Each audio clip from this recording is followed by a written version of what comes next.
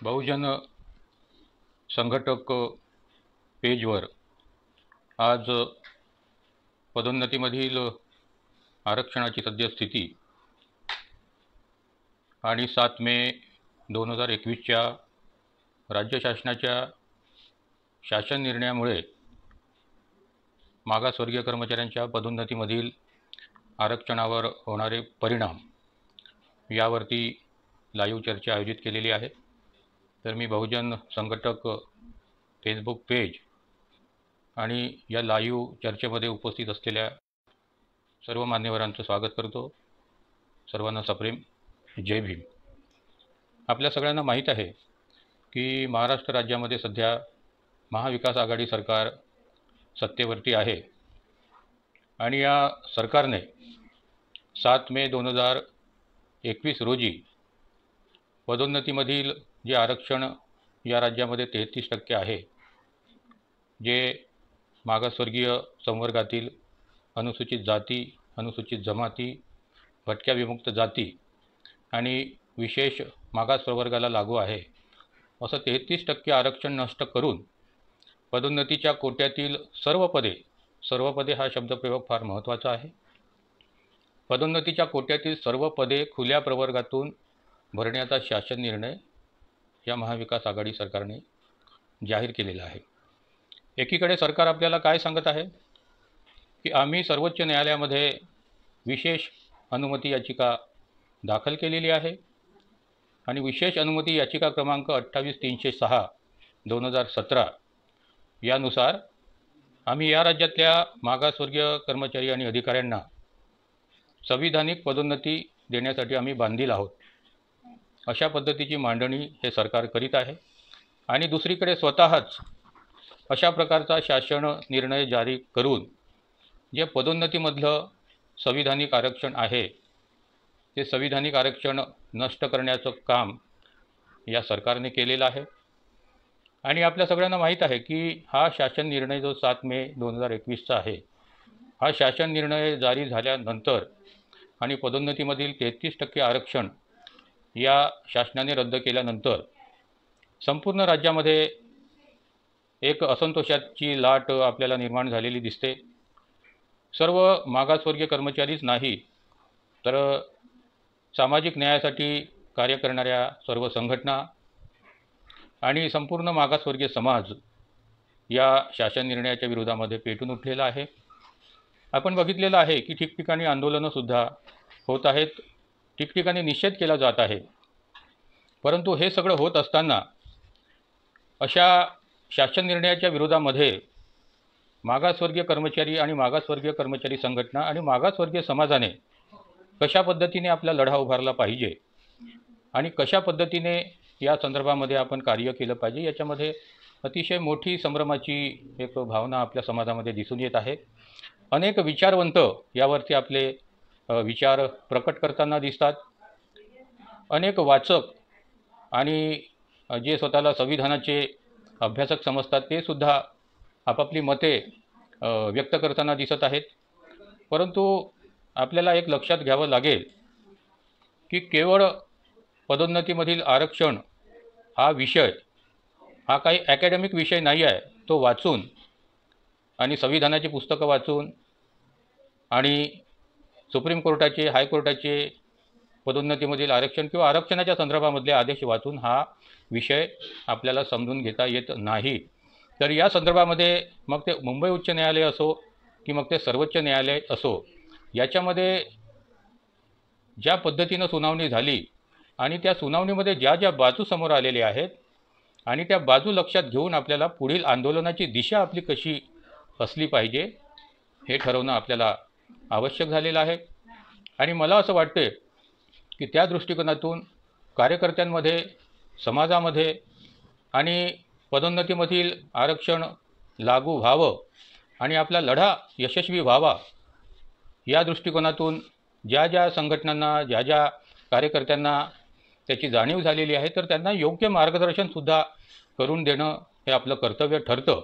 अन्यथा आपला लढा हा भरकटत जाऊ शकतो। आपला लढा ज्या दिशेने जायला पाहिजे आपल्याला त्याचे परिणाम मिळण्याच्या दृष्टिकोनातून ती आपली दिशा चुकू शकते। म्हणून पदोन्नतीमध्ये आरक्षणाच्या संदर्भामध्ये सुप्रीम कोर्टामध्ये आणि मुंबई उच्च न्यायालयामध्ये एक पिटिशनर संघटना आणि एक पिटिशनर संघटनेचा याचिकाकर्ता म्हणून मत मांडण्यासाठी मला या ठिकाणी या फेसबुक पेजवर बहुजन संघटकच्या पाचारण करण्यात आलेले आहे। मी त्यांचं स्वागत करतो। मित्रांनो, आपल्या सगळ्यांना माहीत आहे की भारतीय संविधानाच्या कलम 16(4) नुसार आपल्याला आरक्षण मिळत आहे आणि 16(4) याच कलमामध्ये सरळ सेवा भरती आणि पदोन्नतीमधलं आरक्षण अंतर्भूत आहे। तर 16(4) कलमामध्ये काय लिहिलं गेलेलं आहे की राज्यांच्या सेवामध्ये ज्या कोणत्याही मागासवर्गाला राज्याच्या मते पर्याप्त प्रतिनिधित्व नाही अशा वर्गाकरिता नियुक्ती किंवा पदे राखून ठेवण्यासाठी कोणतीही तरतूद करण्यास राज्याला प्रतिबंध होणार नाही, अशा पद्धतीचे आश्वासन आपल्याला संविधानाच्या कलम 16(4) नुसार प्राप्त झालेलं आहे। आणि या कलमामध्ये पदे राखून ठेवण्याची तरतूद संविधानामध्ये स्पष्ट करण्यात आलेली आहे। आणि आपल्याला माहिती आहे की पदे राखून ठेवण्याचा जो शब्दप्रयोग आहे तो शब्दप्रयोग सरळ सेवा भरती आणि पदोन्नतीची पदे या दोन्ही पदांसाठी पदे राखून ठेवणे हा शब्दप्रयोग आलेला आहे। कारण आपल्याला माहीत आहे की पदे ही दोन प्रकारे भरली जातात, एकतर सरळ सेवा भरतीने पदे भरली जातात आणि पदोन्नतीने पदेसुद्धा भरली जातात। आणि म्हणूनच 31 डिसेंबर 1957 पासून ही तारीख आपण लक्षात ठेवली पाहिजे। 31 डिसेंबर 1957 पासून केंद्र सरकारने म्हणजे भारत सरकारने पदोन्नतीमधलं आरक्षण लागू केलेलं आहे। तर महाराष्ट्र सरकारने कधी केलं पदोन्नतीमधलं आरक्षण लागू? महाराष्ट्र सरकारने पदोन्नतीमधलं आरक्षण 23 मे 1974 पासून या राज्यामध्ये लागू केलेलं आहे। आणि हे आरक्षण कुठल्या पदापर्यंत लागू करण्यात आलेलं होतं? तर हे आरक्षण क्लास 1च्या म्हणजे वर्ग 1च्या खालच्या पदापर्यंत पदोन्नतीमध्ये आरक्षण केंद्र सरकार म्हणजे भारत सरकारने आणि महाराष्ट्र सरकारने लागू केलेलं होतं। केंद्र सरकारने 1957ला आणि आपल्या पुरोगामी महाराष्ट्राने 1974ला लागू केलेलं आहे। आणि पुढे आपल्याला माहीत आहे की 23 मार्च 1994च्या शासन निर्णयानुसार 23 मार्च 1994च्या शासन निर्णयानुसार आपल्या राज्यामध्ये भटक्या विमुक्त जाती आणि विशेष मागास प्रवर्ग यांना 13% आरक्षण लागू करण्यात आलं। त्याही पुढे जर आपण जाऊन विचार केला तर या राज्याची ज्या वेळेस निर्मिती झाली तर 1965 पासून जे आरक्षण लागू झालं तर 1965 पासूनच या राज्यामध्ये भटक्या विमुक्त जाती आणि जमातींना आरक्षण या राज्याने लागू केलेलं आहे। ते कशाच्या आधारे केलेलं आहे की संविधानाच्या कलम 16(4) ने जे अधिकार राज्यांना दिलेले आहेत की एखाद्या समाजाचं जर शासकीय सेवांमध्ये पुरेसं प्रतिनिधित्व नसेल आणि तो समाज जर सामाजिक आणि शैक्षणिक मागासला असेल, तो डिस्क्रिमिनेटेड असेल, तो सामाजिक अन्यायाचा बळी असेल तर अशा समाजाला आरक्षण लागू करण्याचे अधिकार कलम 16(4) नुसार राज्याला प्राप्त झालेले आहेत। आणि त्याच अधिकाराचा वापर करून आपल्या राज्यामध्ये VJNTला आरक्षण दिलेलं होतं। आणि या 23 मार्च 1974च्या शासन निर्णयानुसार VJNTसह विशेष मागास प्रवर्गाला सुद्धा आरक्षण लागू करण्यात आलं आणि पदोन्नतीमध्ये सुद्धा आरक्षण लागू करण्यात आलं। त्यामुळे सद्यस्थितीमध्ये या राज्यामधल्या आरक्षणाचं एकूण प्रमाण हे सरळ सेवा भरतीमध्ये 52% झालेलं आहे आणि पदोन्नतीमध्ये आरक्षणाचं प्रमाण हे 33% झालेलं आहे। या ठिकाणी अत्यंत महत्त्वाचा एक निर्णय सर्वोच्च न्यायालयातर्फे 1992 साली आलेला होता। आपल्या सगळ्यांना त्याची पार्श्वभूमी माहीत आहे की ज्यावेळेस VP सिंग आपल्या देशाचे प्रधानमंत्री असताना त्यांनी मंडल आयोगाच्या शिफारसी अंशतः लागू केल्या आणि अंशतः लागू करून त्यांनी 27% आरक्षण OBCला दिलं। तर या OBC आरक्षणाला सर्वोच्च न्यायालयामध्ये चॅलेंज केलं गेलं आणि चॅलेंज केल्यानंतर ही OBC आरक्षणाची केस ही सर्वोच्च न्यायालयाच्या 9 न्यायाधीशापुढे सुनावणीसाठी आली। तर या खटल्याला इंदिरा साहनी विरुद्ध भारत सरकार असं म्हटलं जातं। अतिशय प्रसिद्ध असा खटला आहे। आणि 16 नोव्हेंबर 1992ला या इंदिरा साहनीच्या खटल्याचा निकाल लागला। प्रश्न होता OBCंना 27% दिलेलं आरक्षण वैध आहे किंवा नाही हे ठरवणं आणि त्याच्यानंतर जे 10% आरक्षण आर्थिक आधारावर दिलेलं आहे ते घटनात्मक आहे किंवा नाही हे ठरवणं, यावरती सर्वोच्च न्यायालयाला निकाल द्यायचा होता। परंतु सर्वोच्च न्यायालयाने निकाल कशावर दिला? OBCच्या आरक्षणावरती तर दिलाच, परंतु त्याही पुढे जाऊन जो विषय त्यावेळेस सर्वोच्च न्यायालयापुढे नव्हता म्हणजे SC STच्या पदोन्नतीच्या आरक्षणाचा, परंतु SC STचं पदोन्नतीमधील आरक्षण हे या निकालाच्या 5 वर्षानंतर बंद होईल, अशा पद्धतीचा निर्णय इंदिरा साहनीच्या त्या जजमेंटमध्ये आलेला आहे.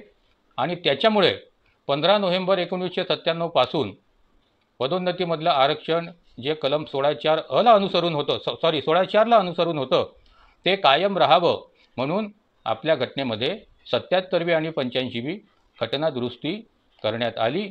आणि त्या घटना दुरुस्तीचा परिणाम म्हणून पदोन्नतीमधलं आरक्षण हे अनुसूचित जाती जमातीला राहील आणि ते परिणामकारक ज्येष्ठतेसह राहील, म्हणजे कॉन्सिक्वेन्शियल सिनियरिटीसह राहील, अशा पद्धतीचं नवीन 16(4) अ कलम आपल्या घटनेमध्ये समाविष्ट करण्यात आलं. तर या घटना दुरुस्तीला अनुसरून आपल्या राज्यामध्ये आरक्षण कायदा 2001 तयार करण्यात आला. आणि हा आरक्षण कायदा 2001 आपल्या विधानसभेमध्ये आणि विधान परिषदेमध्ये हिवाळी अधिवेशन नागपूरमध्ये सुरू असताना तो पारित झाला. आणि हा आरक्षण कायदा पारित झाल्यानंतर पदोन्नतीमधलं आरक्षण हे पदोन्नतीच्या सर्व टप्प्यांवर असेल, या 16(4) अ कलमाच्या अनुषंगाने हा आरक्षण कायदा निर्माण करण्यात आला. आणि त्याची अंमलबजावणी होण्याच्यासाठी 25 मे 2004चा शासन निर्णय लागू करण्यात आला. आणि जसा हा आरक्षण कायदा आणि हा शासन निर्णय आपल्या राज्यामध्ये लागू झाला, तसंच विजय घोगरे हे जे कार्यकारी अभियंता जलसंपदा विभागामध्ये होते, कृष्णा खोरे या ठिकाणी ते कार्यरत होते, त्यांनी त्या शासन निर्णयाला आणि आरक्षण कायद्याला त्यांनी पहिल्यांदा मॅटमध्ये त्यांनी त्यास आव्हान दिलं. आणि मॅटमधली जी केस आहे 8452 जी 2004ची केस होती, त्यावरती सुनावणी झाली. आणि मॅटने 28 नोव्हेंबर 2014ला आपला आदेश पारित केला. आणि काय पारित केला की मॅटने म्हटलं की या राज्यामध्ये निर्माण झालेला आरक्षण कायदा आणि त्याची अंमलबजावणी करणारा जो शासन निर्णय 25/5/2004चा आहे, ते दोन्हीही अवैध आहेत, अल्ट्रा व्हायरस आहेत. मग या मॅटच्या निर्णयाला महाराष्ट्र शासनाने मुंबई उच्च न्यायालयामध्ये आव्हान दिले. आणि महाराष्ट्र शासनाने जेव्हा रीट याचिका 2797/2015 म्हणजे 2015 साली ही जेव्हा याचिका मुंबई उच्च न्यायालयामध्ये त्यांनी जेव्हा दाखल केली, तेव्हा जे 2 जजेस होते, 2 जजेसपैकी एका जजेसने, सईद नावाचे जे जज होते, त्यांनी काय म्हटलं की हा जो आरक्षण कायदा आहे तो वैध आहे, परंतु आरक्षण कायदा लागू करण्याच्या दृष्टिकोनातून जो शासन निर्णय आलेला आहे, झालेला आहे, तो अवैध आहे. मग त्याच्यामुळे काय झालं की एक जज पूर्णपणे आरक्षण कायदा, अनुप मेहता जे होते, ते आरक्षण कायदा आणि आरक्षणाचा GR त्या दोन्हीला वैध ठरवण्याच्या बाजूने होते. आणि दुसरे जज हे आरक्षण कायद्याला वैध ठरवण्याच्या बाजूला होते, परंतु शासन निर्णयाला अवैध ठरवण्याच्या बाजूला होते. त्याच्यामुळे ही केस तिसऱ्या जजकडे गेली. त्यांचं नाव सोनक होतं. सोनकनी सईदच्या निर्णयाच्या बाजूने आपला निर्णय दिला. आणि हा निर्णय दिल्यानंतर मग परत ओरिजिनल बेंचकडे ही केस गेली. आणि ओरिजिनल बेंचने 4 ऑगस्ट 2017 रोजी 2 विरुद्ध 1 असा निर्णय घोषित करून 25 मे 2004च्या शासन निर्णयास अवैध ठरवले, अल्ट्रा व्हायरस. परंतु जो आरक्षण कायदा आपल्या राज्यामध्ये निर्माण झालेला आहे, त्याला त्यांनी अवैध ठरवले नाही. आणि 25 मेचा जो शासन निर्णय आहे तो अवैध का ठरवला, आपण वाचलं पाहिजे. आपण सगळे जे काही जजमेंट आलेले आहेत, अतिशय महत्त्वाचे जजमेंट आहे. केवळ 4 ऑगस्ट 2017चं जजमेंट वाचून आपल्याला चालत नाही. तर जे ओरिजिनल जजमेंट आलेलं आहे 26 जुलै 2016ला, त्याच्यानंतर 21 डिसेंबर 2016ला जे सईदचं जे जजमेंट आलेलं आहे, त्याच्यानंतर जे सोनक यांचं जे काही जजमेंट आलेलं आहे 25 जुलै 2017ला, हे सगळे जजमेंट आपल्याला वाचून ते समजून घ्यावे लागणार आहेत. आणि समजून घ्यावे लागतात तेव्हाच उच्च न्यायालयाने कशामुळे पदोन्नतीमधलं आरक्षण बंद केलं हे आपल्या लक्षात येते. तर उच्च न्यायालयाच्या आदेशामध्ये क्लिअर कट सांगितलं गेलेलं आहे की एम नागराजच्या केसमध्ये ज्या कंडिशन सुप्रीम कोर्टाने टाकलेल्या आहेत, संविधान पीठाने 5 न्यायाधीशांच्या, की पदोन्नतीमधलं आरक्षण हे वैध आहे. कलम 16(4) अ जे आहे ते कॉन्स्टिट्यूशनल आहे, संविधानिक आहे. परंतु जर पदोन्नतीमधलं आरक्षण राज्यांना लागू करायचं असेल तर त्यांनी 3 अटींची पूर्तता केली पाहिजे. त्या 3 अटी अशा की ज्या मागास समूहाला राज्याने आरक्षण दिलेलं आहे तो मागास समूह मागासलेला अजूनही आहे किंवा नाही याची राज्याने तपासणी केली पाहिजे. आणि ज्या मागास समूहाला आरक्षण दिलेलं आहे तो मागास समूह, त्या मागास समूहाचं प्रतिनिधित्व हे अपर्याप्त आहे किंवा नाही हे तपासलं पाहिजे, आकडेवारी त्याची घोषित केली पाहिजे, ज्याला आपण क्वांटिफिएबल डाटा म्हणतो. आणि तिसरी अट अशी होती की या आरक्षणामुळे प्रशासनाच्या कार्यक्षमतेवर काय परिणाम होतात, काय इफेक्ट होतो, त्याचीसुद्धा तपासणी केली पाहिजे.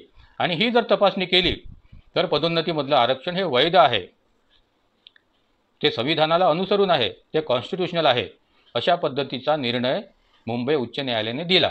आणि दिल्यानंतर काय म्हटलं की हा जो निर्णय आहे हा आम्ही 12 आठवड्यांसाठी स्थगित करीत आहोत आणि या 12 आठवड्याच्या कालावधीमध्ये शासनाने करेक्टिव्ह स्टेप्स घेतल्या पाहिजेत. अतिशय महत्त्वाचा शब्द आहे, करेक्टिव्ह स्टेप्स घेतल्या पाहिजेत. करेक्टिव्ह स्टेप काय काय घेतल्या पाहिजेत त्या निर्णयामध्ये ASIच्या 21 डिसेंबर 2016च्या सगळं त्यांनी नमूद केलेलं आहे. त्याची कारणं आपल्याला माहीत करून घेणं फार महत्त्वाचं आहे. अन्यथा आपण न्यायालयीन लढत राहू, परंतु ज्या चुका महाराष्ट्र शासनाने केलेल्या आहेत त्या चुका जर त्यांनी दुरुस्त केल्या नाही तर सर्वोच्च न्यायालयसुद्धा आपल्या बाजूने निकाल देऊ शकत नाही. तर याच्यामधल्या चुका मी जेव्हा मुंबई उच्च न्यायालयामधले जे काही आर्ग्युमेंट्स आहेत, जी काही सुनावणी त्या ठिकाणी चालली, त्यावेळेस जे आर्ग्युमेंट आणि जे सबमिशन झालं डॉक्युमेंटचं, त्याच्यावरून माझ्या असं लक्षात आलं की महाराष्ट्र सरकारने आकडेवारी सादर करणं आवश्यक होती. त्यांनी आकडेवारी सादर केलीसुद्धा, पण कोणती आकडेवारी सादर केली मागासलेपणा सिद्ध करण्यासाठी? 1965च्या देशमुख कमिटीचा अहवाल त्यांनी सादर केला. त्याच्यानंतर 1999च्या इदाते कमिटीचा अहवाल त्यांनी सादर केला. आता जेव्हा न्यायालय म्हणत आहे की तुम्ही लेटेस्ट एक्झरसाईज केला पाहिजे, अलीकडचा एक्झरसाईज करून तुम्ही आकडेवारी तुम्ही सादर केली पाहिजे, परंतु लेटेस्ट आकडेवारी सादर न करता जुनी आकडेवारी सादर केली. आणि त्याच्यानंतर पुढे जाऊन सरकारने हे केलं की केस कोणत्या वर्षी चालू होती मुंबई उच्च न्यायालयामध्ये? 2015 वर्ष, 2015 ते 2016 2 वर्ष मुंबई उच्च न्यायालयामध्ये ही केस सुरू होती. आणि त्या कालावधीमध्ये आपल्याला माहीत आहे की 2011च्या जनगणनेची आकडेवारीसुद्धा आलेली होती. मग हे 2011च्या जनगणनेची आकडेवारी सादर करणं सरकारला शक्य होतं, पण सरकारनं कोणती आकडेवारी सादर केली? त्याच्या पाठीमागच्या जनगणनेची, म्हणजे त्यांनी 2001च्या जनगणनेची त्यांनी आकडेवारी सादर केली. आणि ही चूक जी झाली ती दुरुस्त करण्यासाठी मुंबई उच्च न्यायालयाने महाराष्ट्र सरकारला 12 आठवड्याचा कालावधी दिलेला होता. 12 आठवड्याच्या कालावधीमध्ये काय केलं? महाराष्ट्र सरकारने काहीच केलं नाही, कुठलाही एक्झरसाईज केला नाही. त्यांनी जर मनात आणलं असतं तर त्यांना एक्झरसाईज करता आला असता. त्यांना नवीन एखादी कमिटी गठीत करून त्यांना एक्झरसाईज करून मागासलेपणा, अपर्याप्त प्रतिनिधित्व आणि प्रशासनाची कार्यक्षमता याच्यावरती अहवाल तयार करून त्याला विधी आयोगाची त्याला मंजुरी प्राप्त करून आणि शासनातर्फे तो अहवाल मान्य करून रिव्ह्यू पिटिशनमध्ये जाऊन, सुप्रीम कोर्टामध्ये न जाता रिव्ह्यू पिटिशनमध्ये जाऊन हायकोर्टामध्ये हे आम्ही लेटेस्ट आकडेवारी एक्झरसाईज केलेली आहे आणि ही लेटेस्ट आकडेवारीच्या एक्झरसाईजनुसार मुंबई उच्च न्यायालयाने आम्हाला रिलीफ दिला पाहिजे असा अर्ज ते सादर करू शकले असते. परंतु त्यांनी काय केलं? त्यांनी केलं एक्झरसाईज न करता सरळ सुप्रीम कोर्टामध्ये त्यांनी SLP दाखल केली. आता या SLPचा नंबरसुद्धा सगळ्यांना माहीत झालेला आहे. 28306 हा SLP नंबर आहे आणि 25 ऑक्टोबर 2017ला ही महाराष्ट्र शासनाने SLP सर्वोच्च न्यायालयामध्ये दाखल केलेली आहे. आणि मजेशीर बाजू बघा, आता जवळपास 3.5 वर्षाचा कालावधी सुप्रीम कोर्टामध्ये झालेला आहे. आपली याचिका दाखल होऊन अजूनपर्यंत एकही ज्येष्ठ वकील महाराष्ट्र शासनातर्फे सुप्रीम कोर्टामध्ये उभा केला गेलेला नाही. ही वस्तुस्थिती आहे. शासनाने किती सांगितलं तरी अलीकडच्या काळामध्ये पटवालिया, PS पटवालिया जे ज्येष्ठ वकील आहेत, ज्येष्ठ विधिज्ञ आहेत आणि जे बिहार सरकारची बाजू सुप्रीम कोर्टामध्ये मांडत आहेत त्यांना एंगेज केलेलं आहे. परंतु त्यांच्या हातामध्ये आकडेवारी देऊन त्यांना मेन्शनिंग करण्यासाठी अजूनही आपल्या शासनाने लावलेलं नाही आहे. फक्त त्यांचं नाव हे कागदावरच असलेलं दिसून येते. आणि दुसरीकडे 3.5 वर्षाचा कालावधी झालेला आहे. ना हायकोर्टामध्ये केस चालू असताना महाराष्ट्र सरकारने संख्यात्मक आकडेवारी त्याचा एक्झरसाईज करून सबमिट केली, ना सुप्रीम कोर्टामध्ये 3.5 वर्षाचा कालावधी झाल्यानंतरही कुठल्याही प्रकारची आकडेवारी सुप्रीम कोर्टामध्ये महाराष्ट्र शासनाने अजूनपर्यंत दाखल केली नाही. तर अशा चुकावर चुका या शासनाने केलेल्या आहेत. तरीसुद्धा आपल्याला अशी अपेक्षा होती की subject to the final disposal of the SLP of Maharashtra government हे राज्य सरकार आपल्याला म्हणजे SC ST VGNT आणि SBCला पदोन्नतीमध्ये 13% आरक्षण लागू करेल. परंतु या राज्य सरकारने 13% आरक्षण तर लागू केलेलं नाहीच, परंतु दुसरीकडे 29 डिसेंबर 2017च्या शासन निर्णयानुसार मागासवर्गीय आणि अधिकारी आणि कर्मचाऱ्यांना जे सेवाज्येष्ठतेप्रमाणे खुल्या प्रवर्गातून कुठलीही सवलत न घेता जे पदोन्नती देणं आवश्यक होतं, ती सुद्धा पदोन्नती या राज्य सरकारने म्हणजे या आधीच्या सरकारने 29 डिसेंबर 2017 रोजी बंद केलेली आहे।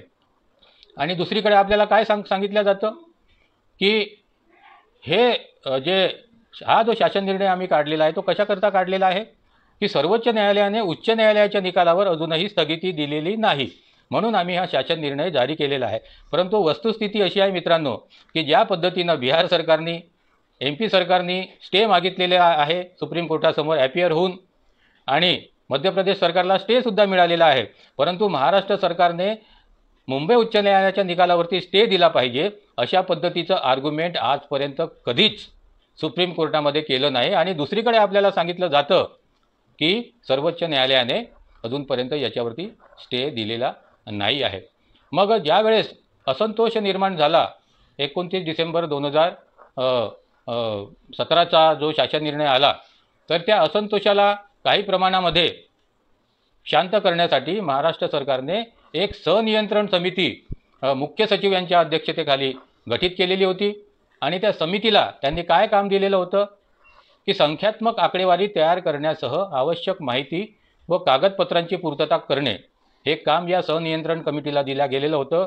आणि आम्हाला अशी माहिती प्राप्त झालेली आहे की या संनियंत्रण कमिटीची एकही बैठक झालेली नाही आहे आणि कुठल्याही प्रकारची आकडेवारी सादर करण्याच्या दृष्टिकोनातून 3.5 वर्षामध्ये या संनियंत्रण कमिटीने काहीच केलेलं नाही आहे। आणि हे न केल्यानंतर सरकारने त्या कमिटीला कुठल्याही प्रकारचा जाब आजपर्यंत विचारला नाही आहे। तर ठीक आहे, या ज्या बाबी घडून गेलेल्या आहेत त्या मागच्या सरकारच्या कार्यकाळामध्ये घडून गेलेल्या आहेत।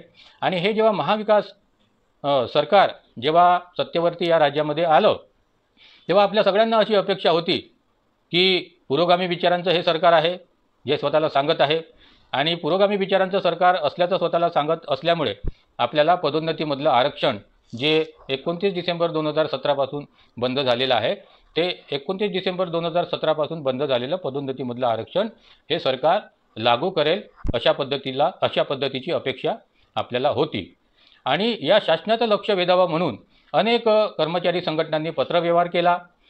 पर्टिक्युलरली जर स्वतंत्र मजदूर युनियनच्या बद्दल जर सांगायचं झालं तर स्वतंत्र मजदूर युनियनने 26 फेब्रुवारी 2019ला मुंबईच्या आझाद मैदानावर अतिशय विशाल असं धरणे आंदोलन केलं। आणि त्याच्यानंतर मग जेव्हा नागपूरला जे मुख्यमंत्री सचिवालय आहे त्या मुख्यमंत्री सचिवालयावर 27 ऑगस्ट 2019ला प्रचंड असा मोर्चा काढला।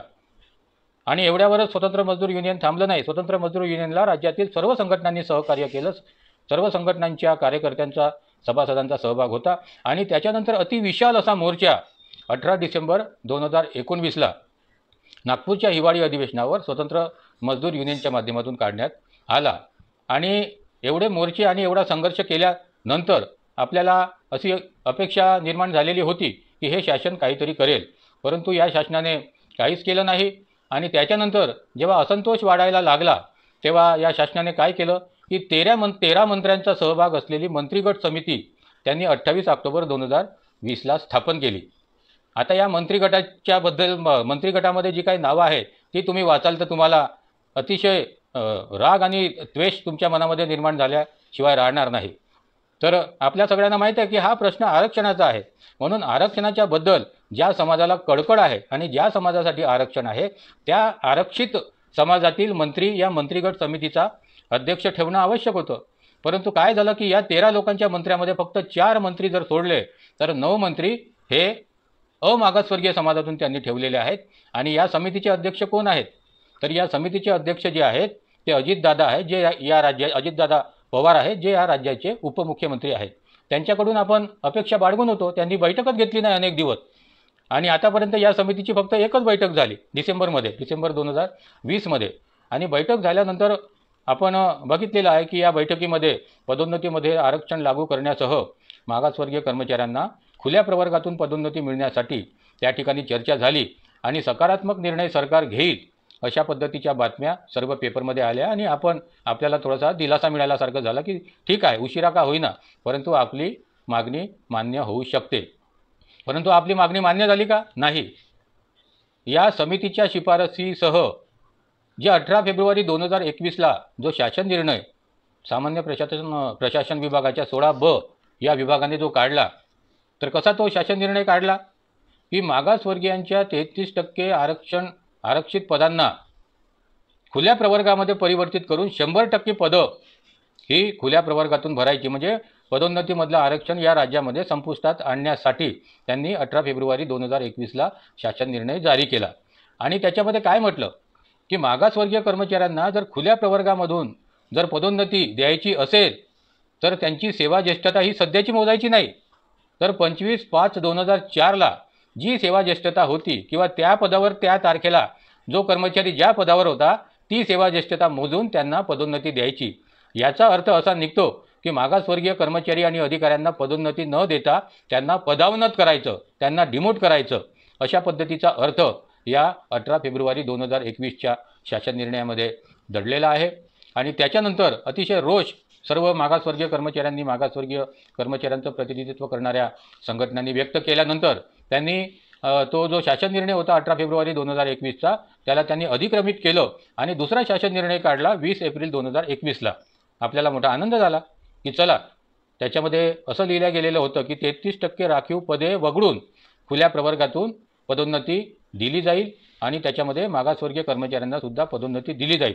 परंतु आपण एक लक्षात घ्या की 20 एप्रिल 2021च्या त्या शासन निर्णयामध्ये सुद्धा तीच अट टाकल्या गेलेली होती की मागासवर्गीय कर्मचाऱ्यांना जर खुल्या प्रवर्गातून पदोन्नती द्यायची असेल तर त्यांची सिनियरिटी ही 25/5/2004ला जी अस्तित्वात होती तीच सेवा ज्येष्ठता लक्षात घेऊन त्यांना पदोन्नती दिली पाहिजे। तर त्याच्यामुळे काय झालं की त्याच्यामुळे असं झालं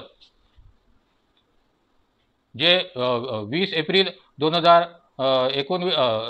2021चा जो शासन निर्णय जो आलेला आहे तो काही आपल्याला पूर्णतः सॅटिस्फाईड करणारा असा तो शासन निर्णय नव्हता, परंतु तरीसुद्धा आपल्याला असं वाटलं की याच्यामधून काही रिलीफ आपल्याला मिळू शकते।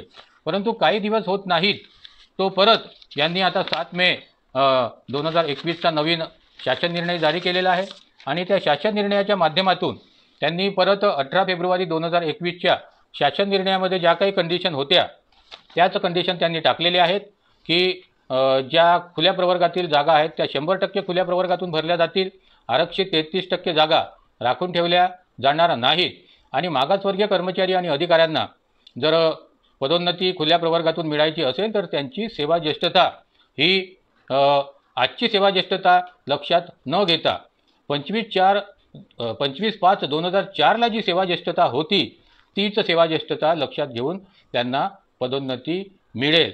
याचा सुद्धा अर्थ असा होतो की मागासवर्गीय कर्मचारी आणि अधिकारी यांना पदोन्नती मिळण्याऐवजी त्यांना पदावनत केले जाण्याची भीती आहे।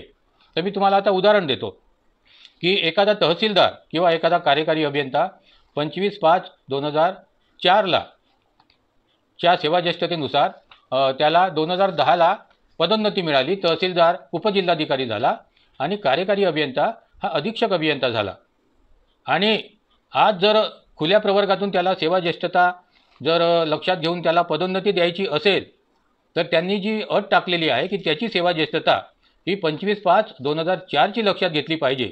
मग आपण जेव्हा मागे जाऊन पाहतो 25/5/2004ला तर आपल्याला असं दिसते की हा जो मागासवर्गीय अधिकारी हा आरक्षित बिंदूवरून पदोन्नत झालेला आहे, तर त्याच्यावरती काही खुल्या प्रवर्गातले कर्मचारी अधिकारीसुद्धा त्या सेवा ज्येष्ठतेमध्ये होते, परंतु ते खुल्या प्रवर्गातून पदोन्नत होऊ शकले नाही। परंतु हा आरक्षित प्रवर्गातील अधिकारी असल्यामुळे तो खालच्या बिंदूवर असल्यावर सुद्धा तो पदोन्नत झाला। मग आता आपण त्याचा अभ्यास करून आपण बोलू की त्यावेळेस जो खुल्या प्रवर्गातला कर्मचारी मागासवर्गीय कर्मचाऱ्यापेक्षा सेवा ज्येष्ठतेमध्ये वरती असताना सुद्धा तो प्रमोट झाला नाही, परंतु जर मागासवर्गीय कर्मचाऱ्यांची जर तेव्हाची सेवा ज्येष्ठता लक्षात घेऊन जर ती DPC डिपार्टमेंटल प्रमोशन पॅनल जर रिव्ह्यू केलं तर काय करावं लागते, खुल्या प्रवर्गातून पदोन्नती देण्यासाठी तो जो मागासवर्गीय कर्मचाऱ्याच्या वरती असलेला खुल्या प्रवर्गातील जो कर्मचारी अधिकारी होता त्याला पदोन्नती द्यावं लागणार आहे खुल्या प्रवर्गातून सेवा ज्येष्ठतेनुसार, आणि जो आरक्षित प्रवर्गातून जो मागासवर्गीय कर्मचारी अधिकारी पदोन्नत झालेला होता 25/5/2004च्या सेवा ज्येष्ठतेनुसार तर त्याला डिमोट करावं लागणार आहे। तर अशा प्रकारचा भयानक अर्थ या 7 मे 2021च्या शासन निर्णयामधून निघत आहे। म्हणून आपल्याला अतिशय काळजीपूर्वक या सर्व शासन निर्णयांचा अभ्यास करावा लागणार आहे। शासन निर्णयांचा अभ्यास केल्यानंतर आपल्याला नवीन शासन निर्णय निघाला पाहिजे आणि 7 मे 2004चा शासन निर्णय हा रद्द केला पाहिजे अशी आपल्या सगळ्यांचीच मागणी आहे। परंतु ही आपल्या सगळ्यांची मागणी असल्यानंतर कशा पद्धतीचा शासन निर्णय निघाला पाहिजे याच्याबद्दल आपल्यामध्ये सुद्धा संभ्रमावस्था आहे। आपण तो पर्याय सुद्धा शासनाला दिला पाहिजे।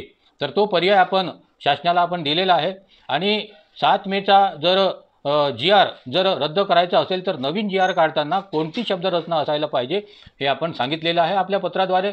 तर आपण असं म्हटलेलं आहे की नवीन GR मध्ये असं लिहायला पाहिजे की माननीय उच्च न्यायालय मुंबई यांनी याचिका क्रमांक 2797/2015 या प्रकरणी दिनांक 4/8/2017 रोजी दिलेल्या निर्णयान्वये पदोन्नतीमधील आरक्षण अवैध ठरवले असल्याने व माननीय सर्वोच्च न्यायालयाने माननीय उच्च न्यायालयाच्या निर्णयास अद्याप स्थगिती दिली नसल्याने पदोन्नतीच्या कोट्यातील 33% आरक्षित पदे रिक्त ठेवून खुल्या प्रवर्गातील सर्व रिक्त पदे सेवा ज्येष्ठतेने भरण्यात यावीत। याच्यानंतरचा पॅराग्राफ खूप महत्त्वाचा राहणार आहे। जे मागासवर्गीय अधिकारी आणि कर्मचारी 25/5/2004च्या शासन निर्णयातील तरतुदीनुसार पदोन्नतीमधील आरक्षणाचा लाभ घेऊन सेवा ज्येष्ठता यादीत वरच्या स्थानावर आलेले आहेत असे अधिकारी कर्मचारी त्यांच्या सद्यस्थितीतील हा शब्द अत्यंत महत्त्वाचा आहे। हा सद्यस्थितीतील जर शब्द आला नाही नवीन GR मध्ये तर त्याचे कुठलेही फायदे आपल्याला मिळू शकत नाही। पदोन्नतीच्या ऐवजी पदावनत होण्याची परिस्थिती आपल्यासमोर निर्माण होऊ शकते। म्हणून त्यांच्या सद्यस्थितीतील सेवा ज्येष्ठतेनुसार खुल्या प्रवर्गातून पुढील पदोन्नतीस पात्र ठरतील अशा प्रकारचा नवीन GR येणं फार आवश्यक आहे। आणि दुसरीकडे आपल्याला माहीत आहे आणि अनेक सर्वोच्च न्यायालयाच्या निर्णयामध्ये हे स्पष्ट झालेलं आहे की पदोन्नतीमधील आरक्षण लागू करण्यासाठी आणि तशी परवानगी सर्वोच्च न्यायालयाकडून मिळवून घेण्यासाठी क्वांटिफायबल डाटा ज्याला आपण संख्यात्मक आकडेवारी म्हणतो तो क्वांटिफायबल डाटा गोळा करून सर्वोच्च न्यायालयामध्ये सादर करणं फार आवश्यक आहे। आपण सातत्याने मागणी केली, स्वतंत्र मजदूर युनियन सातत्याने तशी मागणी करीत आहे की ही न्यायिक जबाबदारी आहे शासनाची आणि ती न्यायिक जबाबदारी लक्षात घेऊन शासनाने कमिटी स्थापन केली पाहिजे आणि या कमिटीचा अहवाल ताबडतोब तयार करून तो सर्वोच्च न्यायालयामध्ये सादर केला पाहिजे जेणेकरून पदोन्नतीमधलं आरक्षण आपल्याला सर्वोच्च न्यायालय लागू करेल आणि जो निर्णय उच्च न्यायालय मुंबईने दिलेला आहे तो निर्णय निरस्त करेल। तर आपण ही सातत्याने मागणी केल्यानंतर शासनाने 22 मार्च 2021 रोजी प्रशासकीय समिती 8 लोकांची त्यांनी स्थापन केलेली आहे आणि ते मुख्य सचिवांच्या अध्यक्षतेखाली स्थापन करण्यात आलेली आहे। परंतु चीड आणण्यालायक बाब आपल्यासमोर आलेली आहे की 1 महिन्याचा कालावधी या समितीला देण्यात आलेला होता। या 1 महिन्याच्या कालावधीमध्ये एकही बैठक या समितीने घेतलेली नाही आहे। क्वांटिफायबल डाटा तयार करणं तर दूरच राहिलं, याची माहिती मी RTI मध्ये सुद्धा मागितलेली आहे। परंतु आजची ही परिस्थिती आहे आणि याच्यावरून आपल्या लक्षात येतं की संविधानिक आरक्षण जे संविधानाने SC ST VJNT SBCला दिलेलं आहे ते संविधानिक आरक्षण टिकवण्याच्या दृष्टिकोनातून हे महाराष्ट्र शासन आणि हे महाविकास आघाडी सरकार किती त्याबद्दल ती गंभीर आहे याच्याबद्दल आपल्याला या शासनाची प्रचिती आलेली आहे। तर मित्रांनो, आपण एक लक्षात घेतलं पाहिजे की अनेक विचारवंत अनेक वकील याचा अभ्यास न करता सर्वोच्च न्यायालयाच्या निर्णयाचा अभ्यास न करता आपापली मतं मांडताना दिसतात। मी काही मतं अशी पाहिलेली आहेत, एका अधिवक्त्याने असं म्हटलेलं आहे की क्वांटिफायबल डाटा म्हणजे संख्यात्मक आकडेवारी सादर करण्याची काहीच गरज नाही आहे। मित्रांनो, हे चूक आहे। अनेक निर्णयामध्ये मग ते कर्नाटकचा निर्णय असो की तो बिहार राज्याचा निर्णय असो की मग तो उत्तराखंडचा निर्णय असो, क्वांटिफायबल डाटाच्या शिवाय राज्य पदोन्नतीमधलं आरक्षण देऊ शकत नाही आणि ती क्वांटिफायबल जो डाटा आहे तो लेटेस्ट असायला पाहिजे हे सुप्रीम कोर्टाने सांगून ठेवलेलं आहे। ती ज्युडिशियल रिक्वायरमेंट झालेली आहे आणि ज्युडिशियल न्यायिक आवश्यकता असल्याचं जेव्हा सुप्रीम कोर्ट म्हणते आहे तर जोपर्यंत हा संख्यात्मक डाटा सबमिट करत नाही आपलं शासन सर्वोच्च न्यायालयामध्ये तोपर्यंत पदोन्नतीमधलं आरक्षण लागू होईल याची अपेक्षा आपल्याला बाळगताच येत नाही। मित्रांनो, आपण एक लक्षात घेतलं पाहिजे, मध्यंतरीच्या काळामध्ये आपल्या केससह जवळपास 110 केस टॅग करण्यात आलेल्या आहेत सुप्रीम कोर्टामध्ये पदोन्नतीमधील आरक्षणाच्या संदर्भामध्ये आणि पदोन्नतीमधील आरक्षणाच्या संदर्भामध्ये 2 महत्त्वाचे निर्णय सर्वोच्च न्यायालयाने दिलेले आहेत। पहिला निर्णय आलेला होता 17 मे 2018ला आणि त्याच्यानंतर 5 जून 2018ला दुसरा निर्णय आलेला होता। आणि या दोन्ही निर्णयाला अनुसरून केंद्र सरकारचं जे DOPT विभाग आहे, ज्याला कार्मिक आणि प्रशिक्षण विभाग आपण म्हणतो, तर त्या DOPT विभागाने OM काढलेला आहे, ज्याला आपण कार्यालयीन ज्ञापन म्हणतो। आणि ते OM काढून त्यांनी सर्व देशामधल्या सर्व राज्यांच्या मुख्य सचिवांना आदेशित केलेलं आहे, निर्देशित केलेलं आहे की पदोन्नतीमधलं आरक्षण हे as per law, subject to the law लागू करता येते आणि केवळ reserve category to reserve category आणि unreserve category to unreserve category अशा पद्धतीची पदोन्नती देणं ही अत्यंत चूक आहे। याचा अर्थ काय होतो की मागासवर्गीय कर्मचारी जर खुल्या प्रवर्गामध्ये येत असेल तर त्याला खुल्या प्रवर्गातून आरक्षण दिलं पाहिजे। आणि ॲज पर लॉ जर एखादा कर्मचारी आरक्षित प्रवर्गाचा आहे आणि त्याचा आरक्षित प्रवर्गामधला आरक्षणाचा जर त्या पदोन्नतीचा जर ड्यू आहे तर त्याला आरक्षित वर्गातून ॲज पर लॉ पदोन्नती दिली पाहिजे, हे सुप्रीम कोर्टाने सांगितलेलं आहे। आणि त्याच्यानंतर आपल्याला माहीत आहे की सर्वोच्च न्यायालयाने अंतिम सर्व राज्यांच्या याचिका निकाली निघण्यासाठी त्यांनी सुनावणी सुरू केलेली आहे आणि तोपर्यंत त्यांनी सर्व राज्यांना स्टेटस को मेंटेन करायला सांगितलेलं आहे। 15/4/2019 रोजी स्टेटस कोचा अर्थ काय होतो? आपल्या सगळ्यांना असं वाटते की स्टेटस कोचा अर्थ असा होतो की 29 डिसेंबर 2017चं जे परिपत्रक आहे, पत्रक आहे महाराष्ट्र शासनाचं, म्हणजे पदोन्नतीमध्ये आरक्षण द्यायचं नाही आणि सरळ सेवा भरतीमध्ये आरक्षण द्यायचं नाही, म्हणजे स्टेटस को। चुकीचा अर्थ आहे। जो स्टेटस को दिलेला आहे सुप्रीम कोर्टाने, तो स्टेटस को त्यांनी 15 जून 2018चं जे DOPTचं जे काही सर्क्युलर आहे आणि त्या DOPTच्या सर्क्युलरमध्ये जे आदेशित केलेलं आहे त्याचं स्टेटस को मेंटेन करायला सांगितलं आहे। त्याचा अर्थ काय होतो की स्टे होत नाही, तर त्याचा अर्थ असा होतो की राज्य सरकार ॲज पर लॉ पदोन्नतीमधलं आरक्षणही एक्झरसाईज करून लागू करू शकते। आणि दुसरीकडे मागासवर्गीय कर्मचारी जर खुल्या प्रवर्गामध्ये येत असतील तर त्यांना सुद्धा खुल्या प्रवर्गातून सेवाज्येष्ठतेनुसार आरक्षण मिळू शकते। परंतु मित्रांनो, अशा पद्धतीचं कार्य या शासनाकडनं आपल्याला अपेक्षित होतं, परंतु जे संविधानिक अपेक्षा आहे ती पूर्ण करण्याच्या दृष्टिकोनातून या महाविकास आघाडी सरकारने कुठल्याही प्रकारची कार्यवाही आजपर्यंत केली नसल्याचं आपल्याला लक्षात येत आहे। मित्रांनो, आज आपल्याला माहीत आहे की या 7 मे 2021च्या शासन निर्णयाच्या विरोधामध्ये सर्व मागासवर्गीय संघटनांची एकजूट होत आहे।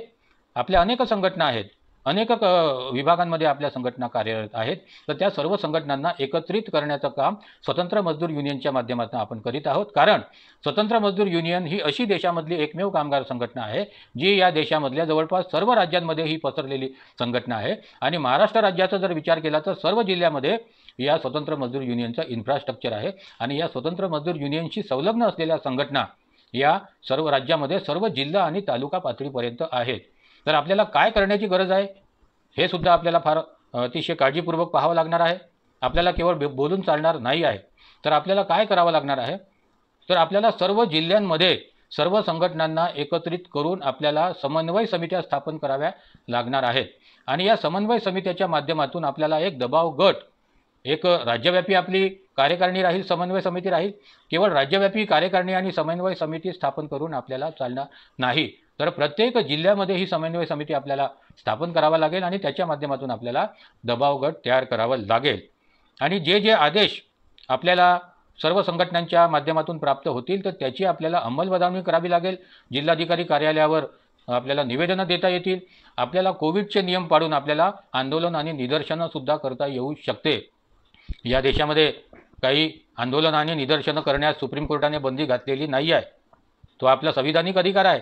आणि जर एखादं राज्य सरकार आमचे संविधानिक अधिकार जर हिरावून घेत असेल तर आपल्याला आंदोलन करण्याचा अधिकार नाही, असं काही सुप्रीम कोर्टाने या जे शेतकऱ्यांचं आंदोलन चालू आहे त्याच्यामध्ये जजमेंट त्यांनी दिलेलं आहे। आपल्याला अधिकार आहे, आपण नियम पाळून आपण आंदोलनसुद्धा करू शकतो। असं समजू नये की आपण काहीच करू शकत नाही, आपण करू शकतो। या शासनावर जर दबाव आणायचा असेल आणि संविधानिक हक्क आपल्याला प्राप्त करून घ्यायचे असतील तर अशा पद्धतीचं आंदोलन करणं ही काळाची गरज आहे मित्रहो। आणि त्याच्यासाठी आपल्याला सर्व कर्मचारी संघटना, समन्वय समित्या आणि जिल्हावाईज समित्या आपल्याला तयार कराव्या लागणार आहेत।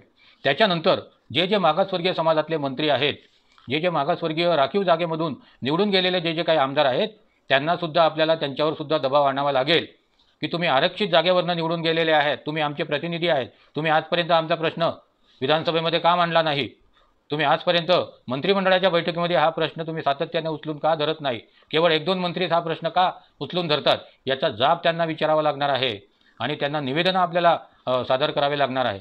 एवढंच नाही तर आपल्याला इतर लोक ज्या पद्धतीनं मागणी करतात की विधानसभेचं विशेष अधिवेशन बोलावलं पाहिजे या प्रश्नावरती, आम्ही काही नव्याने काही मागतो नाही आहोत की आमच्यासाठी नव्याने तुम्ही कायदा तयार करा, अशी मागणी आमची नाही आहे.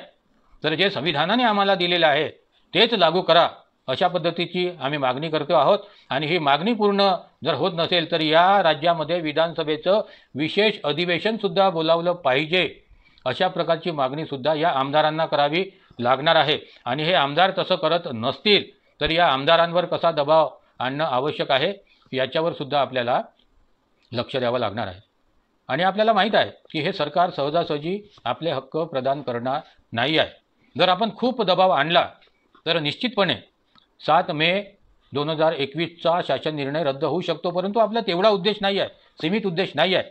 तर हा शासन निर्णय रद्द होताना जी कंडिशन टाकलेली आहे 25 मे 2004ची, ती निघाली नाही तर नवीन शासनादेशाचा सुद्धा आपल्याला काहीच उपयोग होणार नाही, हे आपल्याला लक्षात ठेवावं लागणार आहे. आणि दुसरीकडे मित्रांनो, या शासनाने ज्या काही कमिट्या स्थापन केलेल्या आहेत तर त्या कमिट्यामध्ये जे अमागासवर्गीय लोक आहेत त्या अमागासवर्गीय लोकांना त्या कमिट्यांमधून ताबडतोब हाकलण्याची सुद्धा मागणी आपल्याला करावी लागणार आहे मित्र हो. आणि त्या उपरही जर या शासनाला जाग आली नाही तर पुढचं पाऊल, आपण ज्या पद्धतीनं रिडल्सच्या विरोधामध्ये आपण आंदोलन केलेलं होतं, रिडल्सला विरोध जेव्हा झाला आणि त्यानंतर जो मुंबईमध्ये 25 लाखांचा जसा मोर्चा, अतिशय मोठा मोर्चा इतिहासाच्या पानांवर कोरल्या गेलेला आहे, असा मोर्चा आजपर्यंत या देशात निघालेला नाही आहे. तर अशा पद्धतीचा मोर्चा, अशा प्रकारचं आंदोलन या सरकारवर दबाव आणण्यासाठी आपल्याला करावं लागणार आहे मित्रांनो. आणि ती काळाची गरज आहे. आणि दुसरीकडे आपण एक लक्षात घेतलं पाहिजे, अनेक संघटना, सामाजिक संघटना, कधीकधी मला असं वाटतं की त्यांच्या मनामधली जी सल आहे ती कधीकधी बरोबर असल्याची वाटते. अनेक संघटना, सामाजिक संघटना, राजकीय संघटना कर्मचाऱ्यांवर असा आरोप करतात की यांच्या पदोन्नतीच्या आरक्षणाचा प्रश्न आला तर यांना आता समाजाची आठवण होते आहे. मित्रांनो, मला असं वाटतं की गंभीरतेने आपण त्याकडे लक्ष दिलं पाहिजे. कारण आम्हाला जे काही आरक्षण मिळालेलं आहे ते समाजाचं आरक्षण आहे, ते व्यक्तिगत आरक्षण नाही आहे. आम्हाला आरक्षण अनुसूचित जाती म्हणून मिळते आहे, अनुसूचित जमाती म्हणून मिळते आहे, VJNT SBC म्हणून मिळते आहे. आमचं स्वतःचं आरक्षण काहीच नाही आहे. तर सर्व आरक्षित कर्मचाऱ्यांनी सामाजिक बांधिलकी स्वीकारून समाजाच्या सर्व लढ्यांमध्ये समोर येण्याची गरज आहे. मला नोकरी मिळाली आणि मला पदोन्नती मिळाली म्हणजे सगळं काही संपलं, अशा पद्धतीच्या भावनेमध्ये आरक्षित कर्मचाऱ्यांनी राहू नये. आपण जर गफलतीत राहिलो तर काय होऊ शकते याची प्रचिती शासनाने आपल्याला आणून दिलेली आहे. आणि दुसरीकडे अत्यंत महत्त्वाचा मुद्दा आहे, फार महत्त्वाचा मुद्दा आहे. आणि तो मुद्दा असा आहे की आपले जे मागासवर्गीय संवर्गातले कर्मचारी आहेत ते सर्व कर्मचारी कोणत्या कामगार संघटनेमध्ये असतात, कोणत्या असोसिएशनमध्ये असतात? आमच्याच विरोधामध्ये ज्या संघटना, ज्या असोसिएशन काम करतात, मग ते आयटकच्या असोत, सिटूच्या असोत, इंटकच्या असोत की त्या BMSच्या असोत, राजपत्रित कर्मचारी संघटनेमध्ये आमचा अधिकारी राहतो. आणि सगळ्यांना माहीत आहे की त्यांनीच ही मागणी केलेली आहे की आरक्षण बंद करून सर्वच्या सर्व पदोन्नतीच्या जागा या खुल्या प्रवर्गातून भराव्या. म्हणून ऑगस्ट 2019 मध्ये याच राजपत्रित कर्मचारी संघटनेने शासनाला पत्र दिलेलं होतं, तरी आम्ही त्यांच्या संघटनेमध्ये राहतो. तर आम्हाला ताबडतोब आजच्या आज आम्ही त्यांच्या संघटनेमध्ये कोणत्या पदावर आहो की नाही आहो हे सगळं सोडून द्यावं लागेल. त्यांची पदं, त्यांच्या सतरंज्या उचलणं आम्हाला सोडून द्यावं लागेल. आणि ताबडतोब उद्याच्या उद्या सर्व मागासवर्गीय कर्मचाऱ्यांनी, SC ST SBC आणि इव्हन OBC कर्मचाऱ्यांनी सुद्धा या आरक्षण विरोधी कर्मचारी संघटनांची संघटनांचे जे काही सभासद आहेत तर त्याचा ताबडतोब राजीनामा दिला पाहिजे. आमच्या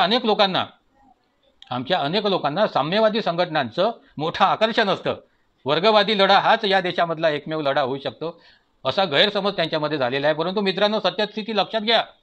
जेव्हा मंडल आयोगाची केस चालू होती सुप्रीम कोर्टामध्ये, तेव्हा आयटकच्या वकिलाने सामाजिक आणि शैक्षणिक आरक्षणाला विरोध केलेला आहे.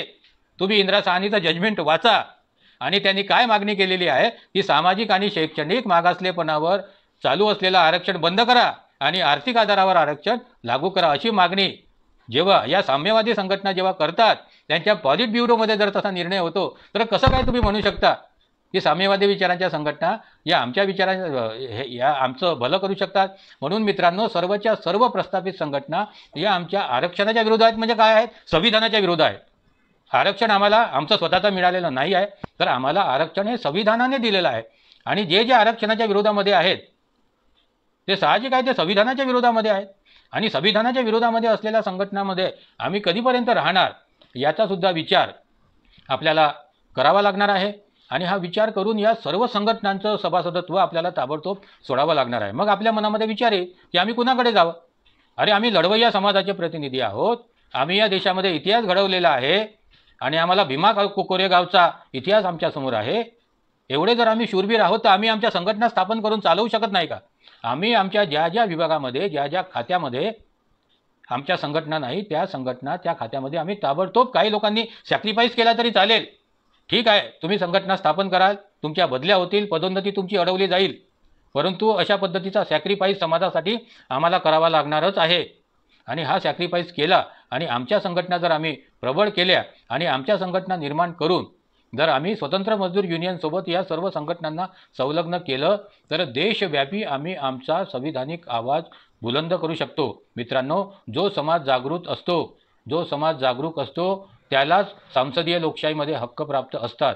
जर आम्ही जागरूक समाज आहोत तर आम्हाला आमचे हक्क मिळवून घेण्यासाठी सातत्याने प्रयत्न करावा लागणार आहेत. असा विचार करून चालणार नाही की बाबासाहेबांनी आम्हाला सर्व काही दिलेलं आहे, आम्हाला आता काहीच करण्याची गरज नाही. हा जो गैरसमज आमच्यामध्ये झालेला आहे, अनेक भाषण देताना लोक असं सांगून जातात की आम्हाला काहीच करायची गरज नाही आहे, बाबासाहेबने हमारे लिए सब कुछ किया है. हा गैरसमज कृपया मित्रांनो आपल्या मनातून काढून टाका. आम्हाला लढल्याशिवाय या देशामध्ये काहीच मिळालेलं नाही आहे आणि पुढेही लढल्याशिवाय आम्हाला या देशामध्ये काही मिळेल याची अपेक्षा नाही आहे. म्हणून या 7 मे 2021च्या शासन निर्णयाच्या विरोधामध्ये केवळ मागासवर्गीय कर्मचारी अधिकाऱ्यांनी नाही तर संपूर्ण मागास समाजाने पेटून उठण्याची गरज आहे. शासन जर कॉन्स्टिट्यूशनच्या विरोधामध्ये वागत असेल, संविधानाने जे काही अधिकार दिलेले आहेत त्याच्या विरोधामध्ये वागत असेल तर या शासनाला कशा पद्धतीनं सरळ करायचं याची आखणी आम्हाला करावा लागणार आहे. आणि मी असं समजतो की ही सुरुवात आहे. आमचे संविधानिक हक्क हिरावून घेण्यासाठी आरक्षण विरोधी लोक सातत्याने प्रयत्न करीत आहेत. त्यांनी मागासवर्गीयांवर क्रिमिलेअर लावलं पाहिजे. आता हा विषय नाही आहे, परंतु एखादा फेसबुक लाईव्हमध्ये त्याच्यावर सुद्धा आपल्याला बोलता येईल. अनेक लोकांना हा विषय पटलेला नाही आहे किंवा समजलेला नाही आहे. What is creamy layer? क्रिमिलेअर जर लावलं तर त्याचे काय दुष्परिणाम होतात आणि संविधान काय म्हणते? क्रिमिलेअरची मागणी ही संविधानाच्या विरोधामध्ये आहे. म्हणजे जे लोक क्रिमिलेअरची मागणी करतात ते संविधान विरोधी आहेत. दुसरीकडे अनेक निर्णयामध्ये असं ओपिनियन किंवा अशा पद्धतीची मांडणी सर्वोच्च न्यायालयाने केलेली आहे की आरक्षण हा मूलभूत अधिकार नाही आहे. अनेक केसेस त्याच्या विरोधामध्ये दाखल झालेले आहेत. सर्व SC ST जे काही समूह आहेत त्याची वर्गवारी केली पाहिजे, म्हणजे आमच्यामध्ये फूट पाडली पाहिजे, अशा पद्धतीच्या सुद्धा पिटिशन सुप्रीम कोर्टामध्ये दाखल झालेले आहेत. म्हणून मित्रांनो, त्याच्यावरती सर्व मागास समाजाने ज्यांना ज्यांना आरक्षण प्राप्त होते, मग ते SC असोत, ST असोत, VJNT, SBC असोत, त्यांना एकत्र येऊन लढा उभारल्याशिवाय आपले जे संविधानिक हक्क आहेत ते आपण शाबूत ठेवू याची त्यांनी शाश्वती बाळगू नये. शासन आणि या देशामधले सर्व आरक्षण विरोधी लोक आणि सर्व संघटना ज्या प्रस्थापित समाजाच्या आहेत त्या आपले संविधानिक हक्क हिरावून घेण्यासाठी टपून बसलेले आहेत. तरी या माध्यमातून मी परत हेच आवाहन करतो की समाजातील सर्व मागास कर्मचाऱ्यांनी, मागास अधिकाऱ्यांनी एकत्र यावं. जे जे लढे स्वतंत्र मजदूर युनियनच्या माध्यमातून आणि स्वतंत्र मजदूर युनियन ज्या ज्या संघटनांना सोबत घेऊन लढे उभारेल त्या सर्व लढ्यांमध्ये सर्वांनी सहकार्य देणं आवश्यक आहेच. आपण गमावणार काय आहोत हो? आपण काहीच गमावू शकत नाही. म्हणून आमच्यामध्ये जर गमावण्याची काही भीतीच नाही आहे तर आम्ही रस्त्यावर काय येऊ नये? आमच्याजवळ काय आहे? आम्ही काय उद्योगपती आहोत? आम्ही या देशाचे मालक आहोत की आमच्याजवळ गडगंज पैसा आहे, गडगंज शेती आहे? काहीच नाही आहे. गमावण्याची काहीच भीती नाही आहे आमच्यासमोर. तर आम्ही कशाला भ्यायचं? आम्ही जेव्हा जेव्हा आंदोलनं येतात तेव्हा आम्ही रस्त्यावर आलंच पाहिजे. आणि जे लोक न्यायालयामध्ये लढत आहेत स्वतंत्र मजदूर युनियन सारखे, त्यांना आपण मदत केली पाहिजे, आर्थिक मदत केली पाहिजे. मित्रांनो, आपण एक लक्षात घ्या की जे आरक्षण विरोधी आपल्या विरोधामध्ये न्यायालयीन लढे लढत आहेत, कशाच्या भरोशावर लढत आहेत? ते पैशाच्या भरोशावर लढत आहेत. ते 10-10, 20-20 वकील त्या ठिकाणी एंगेज करतात. मी जेव्हा पाहिलं मुंबई उच्च न्यायालयामध्ये जेव्हा केस सुनावणीसाठी आलेली होती 28 वकील आणि त्याच्यापैकी अर्धे अधिक वकील हे सुप्रीम कोर्टामध्ये मधले होते, ज्यांची एका दिवसाची फी हे 10-10, 15-15, 20-20 लाख आहेत. तर अशा पद्धतीचे देशामधले सर्वात मोठे मोठे वकील ते लोक एंगेज करतात. आणि सर्वोच्च न्यायालयाची कार्यपद्धती अशीच आहे की जेवढा ज्येष्ठ वकील असेल तेवढा त्याला बाजू मांडण्यासाठी वेळ दिला जातो, ज्येष्ठतेनुसार त्या ठिकाणी वेळ दिला जातो. तुम्हाला एक सांगतो की जेव्हा जर्नल सिंगची केस सुनावणीसाठी आलेली होती तेव्हा शांतीभूषण जे वकील आहेत किती वर्षाचे आहेत ते 86 वर्षाचे आहेत, त्यांना चालता येत नाही, वॉकर घेऊन त्या ठिकाणी आले आणि 4.5 तास त्यांनी आरक्षणाच्या विरोधामध्ये त्या ठिकाणी आर्ग्युमेंट केलं. त्याच्यानंतरचे दुसरे ज्येष्ठ वकील राजीव धवन 82 वर्षाचे आहेत, 2.5 तास त्यांनी आरक्षणाच्या विरोधामध्ये कंटिन्यूस आर्ग्युमेंट केलं. आणि आमच्यातर्फे आरक्षणाच्या बाजूने आर्ग्युमेंट करणाऱ्या केवळ इंदिरा सहानी मॅडम याच त्या ठिकाणी होत्या, ज्यांना 1 तास 10 मिनिटाचा वेळ मिळाला. तर अशा आरक्षणाच्या बाजूने लढणाऱ्या ज्या एकमेव वकील आहेत इंदिरा सहानी मॅडम, इंदिरा जयसिंग मॅडम यांना स्वतंत्र मजदूर युनियनने एंगेज केलेलं आहे. आणि इंदिरा सहानी मॅडमच्या माध्यमातून आपण संविधानिक आरक्षण प्राप्त करण्यासाठी जी न्यायालयीन लढाई आपल्याला सर्वोच्च न्यायालयामध्ये लढणं आवश्यक आहे. तर इंदिरा जयसिंग मॅडम आणि इतर आपले जे वकील आहेत, डॉक्टर के.एच. चव्हाण सर असतील किंवा इतर जे काही वकील असतील, ज्येष्ठ वकिलांची फार गरज आहे. ज्युनियर वकिलांना त्या ठिकाणी उभंसुद्धा राहू दिल्या जात नाही. आणि ज्येष्ठ वकिलांचा दर्जा सुप्रीम कोर्टाने ज्यांना दिलेला आहे, अशा वकिलांच्या माध्यमातून आपण त्या ठिकाणी आर्ग्युमेंट केलं तर आपल्या बाजूने आपण निर्णय लावून घेऊ शकतो. परंतु ती कंडिशन फार आवश्यक आहे की क्वांटिफायबल डाटा शासनाने सादर केला पाहिजे. अनेक लोक आपल्याला असं म्हणतात की आम्ही RTIच्या माध्यमातून आम्ही माहिती गोळा करून आम्ही त्या ठिकाणी सबमिट करू शकतो. RTIच्या माहितीची त्या ठिकाणी आवश्यकता नाही आहे. ती माहिती शासनानेच तयार करून त्याला शासनाची मान्यता देऊन ती त्या ठिकाणी सबमिट करणं सुप्रीम कोर्टामध्ये आवश्यक आहे. तर परत आजच्या या फेसबुक लाईव्हमध्ये आपल्याशी चर्चा करता आली.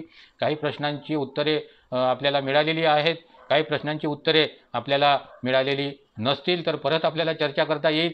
परंतु मला असं वाटतं की आपण सर्वांशी संवाद साधला पाहिजे आणि प्रश्न निर्माण झाल्यानंतर तो कशा पद्धतीनं सुटू शकतो, त्याचे मार्ग काय काय आहेत, केवळ भावनिक होऊन चालणार नाही आहे. तर आर्थिक मदत करण्याबद्दल सुद्धा काही लोकांचे कॉमेंट आलेले आहेत, तर ती सुद्धा फार महत्त्वाची बाजू ठरणार आहे. एकीकडे रस्त्यावरची लढाई आणि दुसरीकडे आपली आर्थिक परिस्थिती चांगली करून न्यायालयीन लढाईमध्ये आपण आगेकूच करणं, हे 2 मार्ग आहेत. आणि सातत्याने या सरकारवरती प्रेशर ठेवणं, जेणेकरून की या सरकारची हिंमत अशा पद्धतीचे शासन निर्णय काढण्यासाठी होणार नाही. तर हे सर्व करणं आवश्यक आहे.